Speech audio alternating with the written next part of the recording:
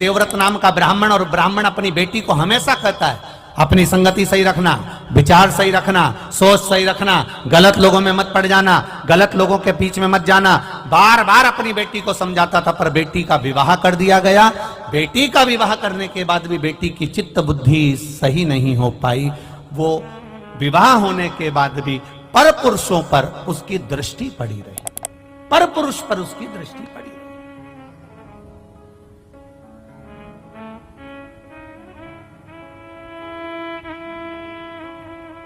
महाराज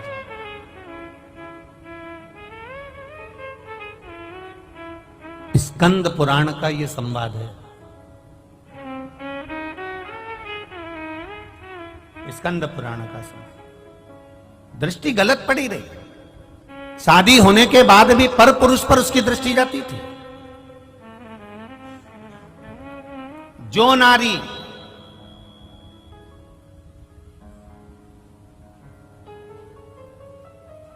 विवाह के पश्चात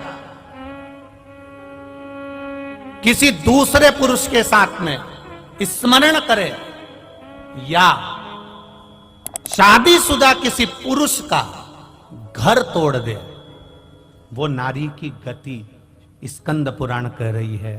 ये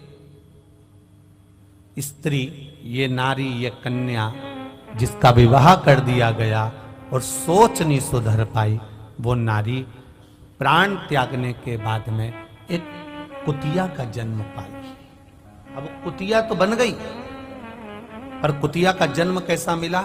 एक पांव उसका विकलांग था, कान टूटे हुए थे, आंखों से एक आंख फूटी हुई थी और शरीर पूरा खुजली के कारण उसके पूरे शरीर के उस जो स्वान की योनि मिली है, कुत्ता की योनि मिली है, उसके शरीर के पूरे बाल, पूरी खाल जगह जगह से निकली हुई थी। सारी दुनिया उस कुत्ते को देख रही है, उस स्वान को देख रही है, उस कुतिया को देख रही है। सारी दुनिया उसको देखकर कहती है बेचारा कैसा है। बताओ, आपके भी मोहल्ले में कोई कोई कुत्ता ऐसा होता होगा तो आप पे दया आती कि नहीं आती? अरे मुंह से तो बोलो, आती है ना दया।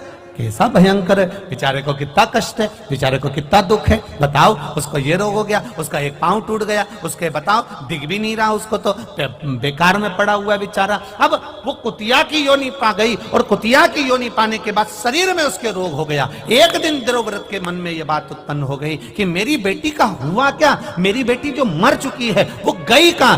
एक दिन देवव्रत भगवान देवाधिदेव महादेव के मंदिर में बैठ गया, अखंड जाप करने के लिए बैठ गया। उठता ही नहीं है, उठता ही नहीं।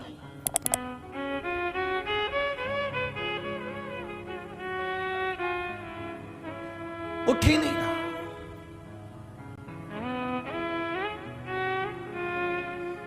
किसी किसी के पूर्व का पुण्य होता है तो मनुष्य के जन्म में भी उससे भजन होता है।